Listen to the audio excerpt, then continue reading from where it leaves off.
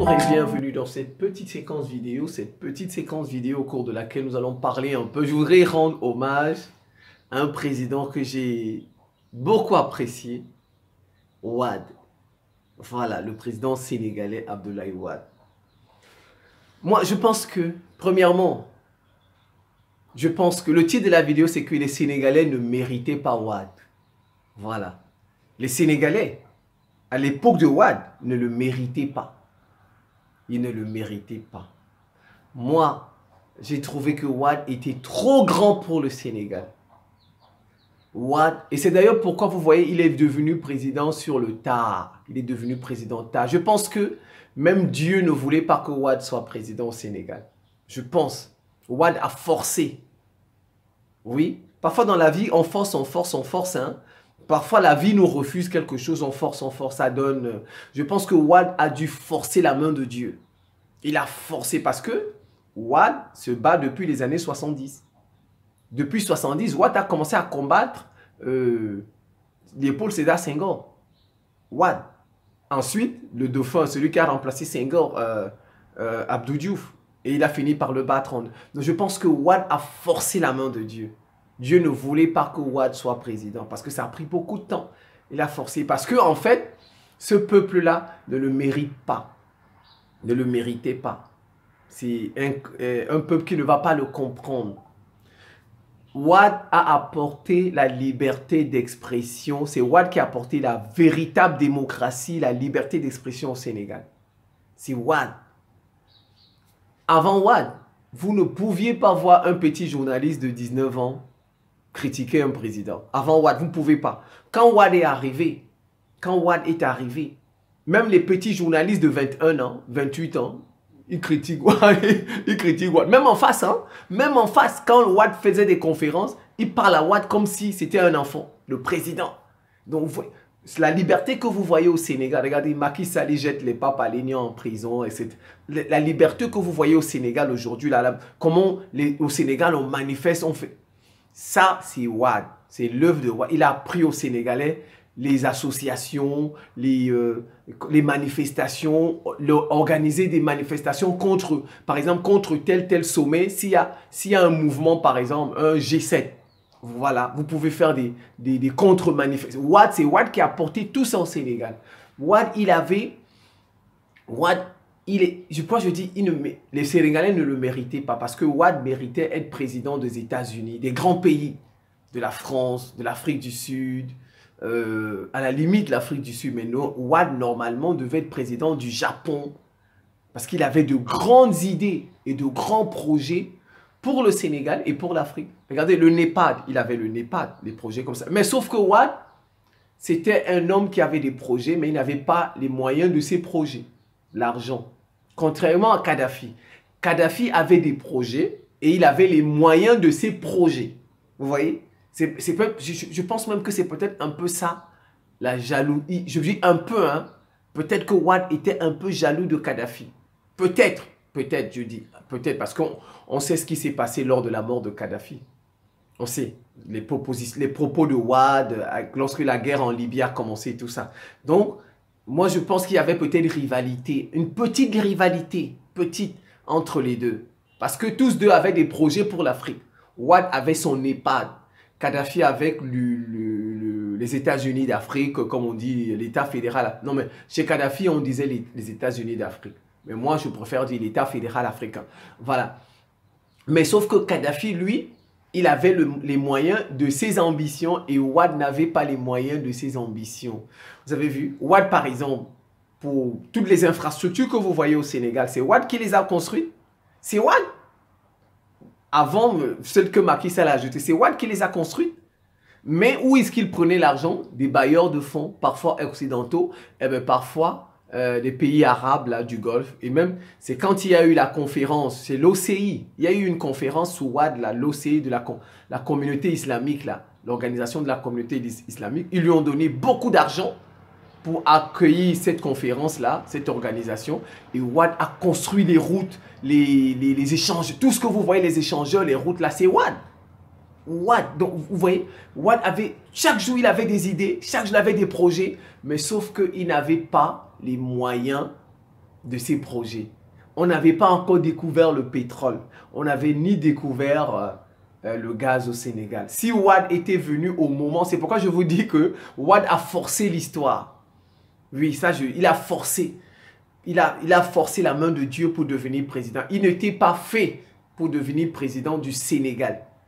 Voilà, il était plus grand. Sinon, comment comprendre que Wade devienne président avant la découverte du pétrole et du gaz? Comment comprendre? Comment comprendre? Parce que si Wade on avait découvert le pétrole au moment de Wade, si on avait découvert le pétrole et le gaz au moment de Wade, ou bien avant Wade, peut-être sous Abdou Diouf, si on avait découvert ça avant et que Wade arrive au moment où il y a le pétrole et le gaz, non mais Wade il aurait changé complètement le visage du Sénégal. Vous voyez, il y a eu ces débats entre Bongo, dans les années 80, je pense, ou 70, entre Bongo et Houphouët-Boigny. Houphouët-Boigny se moquait parfois de Bongo, il lui disait « Oh, si j'avais un petit pays comme ça, avec une petite population, avec beaucoup de richesses, le pétrole, comme le manganèse, comme le Gabon. La Côte d'Ivoire n'avait que son café et son cacao. » Sur Houphouët-Boigny, la Côte d'Ivoire n'avait que son café et son cacao. Mais regardez comme la Côte d'Ivoire, regardez comme la Côte d'Ivoire est. Le Gabon n'a pas le niveau de la Côte d'Ivoire. Vous voyez? Voilà, il y avait ces... Donc, Wade, à son époque, il n'y avait que le coton et l'arachide, et plus les bailleurs de fonds, c'est tout. Donc, mais je pense que s'il était venu au moment où il y avait du pétrole et du gaz au Sénégal, Wade, tous ces projets-là, il les aurait réalisés. La preuve, Wade, c'était un génie. Parce que même dans les symboles, Wade connaissait les symboles. C'est pourquoi vous voyez les gens comme Ousmane Sonko le suivent. Ousmane Sonko a dit qu'il faut débaptiser toutes les rues de Ziguinchor. Il a dit qu'il faut débaptiser. Voilà. Ousmane Sonko a dit qu'il faut... Parce que c'est symbolique. Quand vous débaptisez... Bon, l'objectif c'est quoi? Débaptiser et mettre en avant les héros sénégalais. Voilà. Détruire les statues, tout ça. Moi, je suis d'accord avec ça. Je vais expliquer. D'abord, c'est des symboles. Wade, même dans les symboles, il était fort. Et je vais revenir sur les statues. Pourquoi? Regardez, je vais vous dire.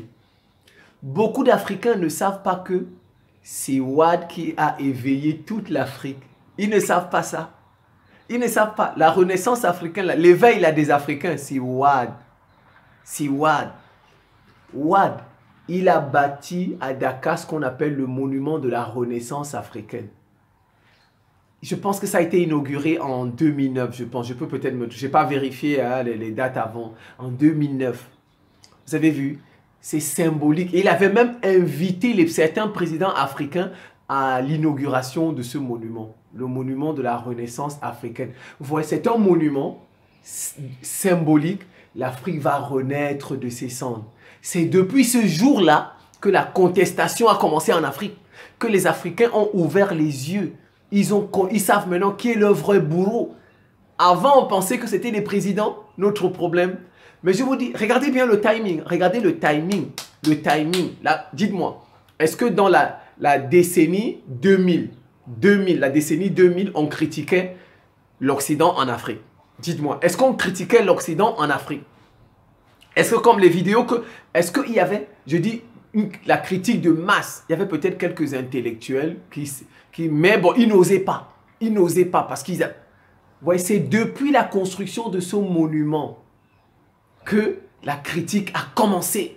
Et regardez, ironie du sort, la contestation du franc CFA a commencé à Dakar avec Kémy Séba. C'est à Dakar que ça a commencé. C'est à Dakar. Les gens, ils ne voient pas ça. Hein. Ils ne voient pas ça. Ils ne comprennent pas. Ça a commencé à Dakar. Des symboles.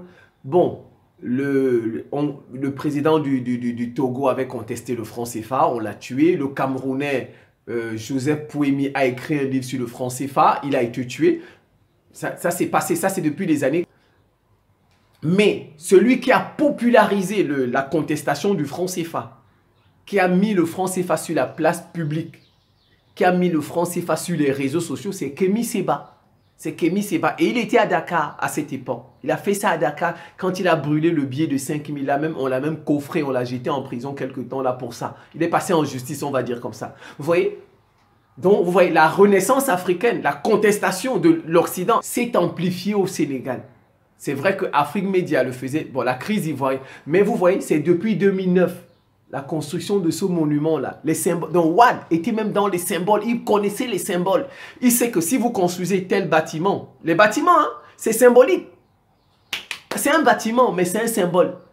Et derrière, le symbole peut se réaliser. Vous voyez, l'idée, les idées, les intentions qu'on met dans les projets, dans les bâtiments, comme une statue. Si vous construisez une statue, c'est important de construire tout ça. C'est important. C'est symbolique, mais ça se réalise. Ça a une réalité.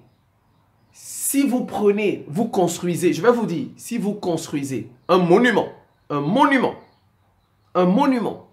vous mettez le monde entier, vous mettez l'Afrique au-dessus. Vous dites, votre intention, c'est que l'Afrique va commander le monde entier. Vous allez voir, ça va se réaliser dans 50 ans. Si vous construisez un monument comme ça va se réaliser dans 50 ans. La statue de la liberté aux États-Unis. Qu'est-ce que vous croyez? Les États-Unis parlent... C'est cette statue-là qui fait que les États-Unis, tous les jours, parlent de liberté.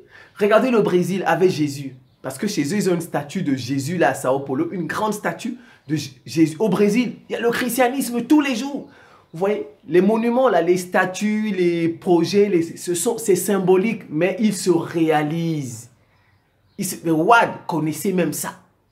Il connaissait les symboles. Et je vous dis, c'est ce monument-là, à Dakar, le monument de la Renaissance. C'est ça qui a éveillé les Africains. C'est ça qui a mis les Africains dans le combat. Voilà. C'est ce monument-là. 2009, quand on l'a inauguré. C'est à partir de là où les gens ont commencé.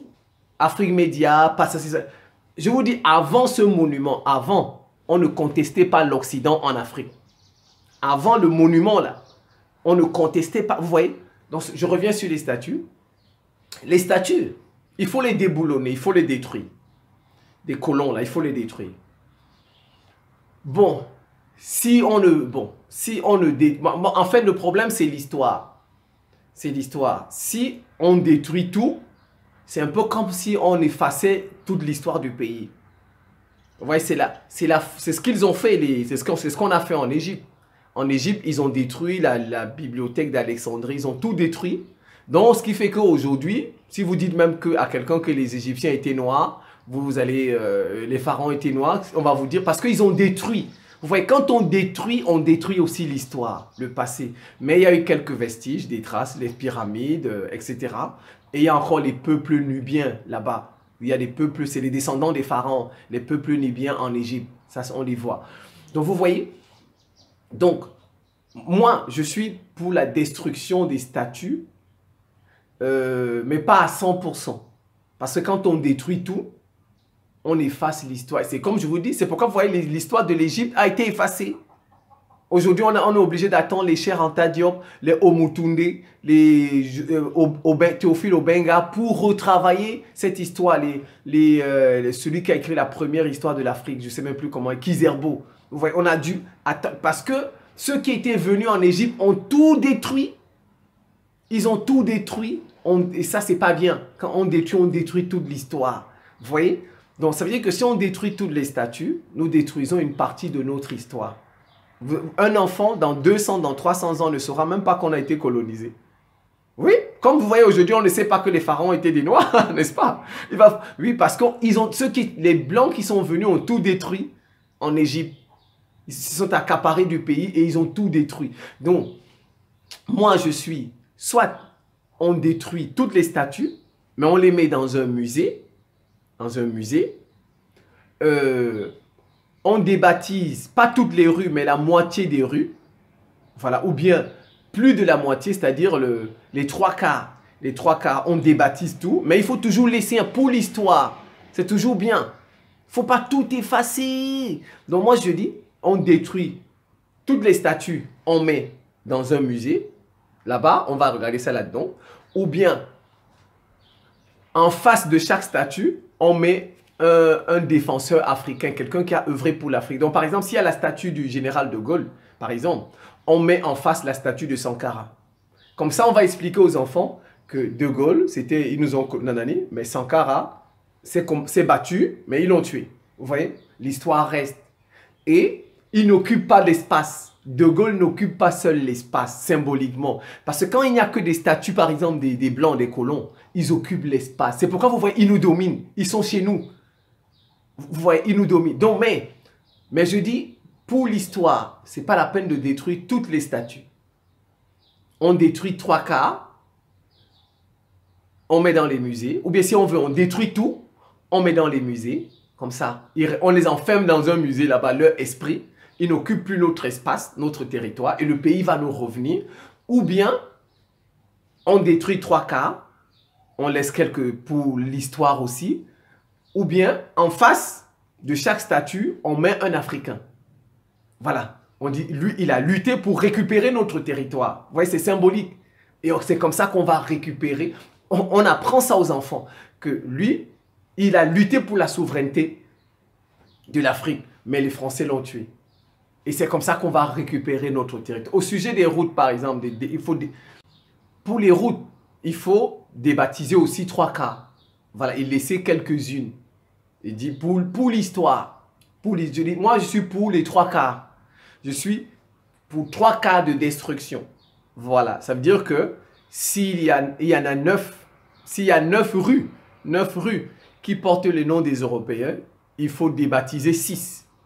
Il faut débaptiser 6. Et il faut laisser 3 pour l'histoire. S'il y a 9 statues, il faut détruire 6. Il faut laisser 3 pour l'histoire. Ou bien, tout détruire. Parce que là, ça sont des statues. Tout. Mais mettre dans un musée. Voilà, dans un musée où les gens vont visiter. Ou bien, on ne détruit pas les 9. On laisse les 9. On met en face de chaque statue un résistant africain, un Africain qui a travaillé pour son pays. Voilà. Voilà. Donc, ça compense. Ça va compenser. Celui-là qui est c'est une façon de récupérer symboliquement le territoire et le territoire va nous revenir. Vous voyez, Wade, même dans les symboles, il était dedans, il était très fort. Wade, c'était un génie. Moi, je dis, les Sénégalais ne méritaient pas Wade. Bon, il y a eu ce qui s'est passé avec son fils Karim Wade. Ça, c'est normal. Il s'est dit, bon, moi, mon fils va continuer mon œuvre, c'est mon fils. Il fait plus confiance à son fils qu'à un autre. Voilà, ça, c'est normal. Voilà, on n'est jamais mieux servi que par soi-même. Voilà. Les Occidentaux ne sont pas restés là-bas, ils ont envoyé des gens gérer là. Non, eux-mêmes sont venus nous gérer. On n'est jamais mieux servi que par soi-même. Donc, il a voulu essayer avec son fils, dire que son fils va le remplacer, il va continuer son œuvre. Et Wade, en fait, c'est parce qu'il a ouvert les yeux. Parce que Wade commençait déjà à nouer des partenariats avec l'Iran, des partenariats avec les Dubaï. Parce que vous voyez, Bolloré, là, le port de Dakar, tout ça. Il voulait donner ça aux Arabes là-bas. Donc, c'est pourquoi vous voyez, les Sénégalais ont comme impression qu'ils ont cherché Wade démocratiquement. Non. Oui, ils l'ont chassé démocratiquement, mais on a utilisé la démocratie pour le chasser. Voilà. Parce que c'est comme vous avez vu, Wade, comme on dit, en Guinée là, le président guinéen qui a Alpha Condé, il a fait comme Wade. Il a fait comme Wade. C'est l'Occident qui l'a placé là-bas. Parce que c'est un ancien opposant, comme Wade. Mais quand il a ouvert les yeux, on lui a fait un coup d'État. Voilà. Mais Wade a ouvert les yeux. Il a ouvert les yeux après sa 12e année. Il a ouvert les yeux. Parce qu'il a fait 12 ans au pouvoir. Il a ouvert les yeux. Il avait déjà commencé à multiplier des partenariats avec l'Iran. L'Iran devait venir construire des voitures au Sénégal. Moi, les mandats de Wade, je les ai très bien suivis, moi. Très bien. Et il voulait donner le port à Dubai Port World. Voilà. Et c'est ça. Mais on a utilisé la démocratie pour le chasser. C'était un 3e mandat. Et donc les Sénégalais ont comme impression qu'ils sont forts, ils ont chassé Wade. Non, on les a manipulés. La preuve, le problème subsiste. Le problème subsiste avec Macky Sall. Vous avez vu? Le problème subsiste avec Macky Sall. Et vous allez voir, si Macky Sall veut avoir un 3e mandat, tant qu'il a un agent de l'Occident, Macky Sall aura son 3e mandat. Macky Sall aura son 3e mandat. Vous verrez. C'est tout. Donc, je pense que je vais m'en tenir là. C'est la fin de cette petite séquence vidéo. Je vous remercie pour votre attention et à très bientôt.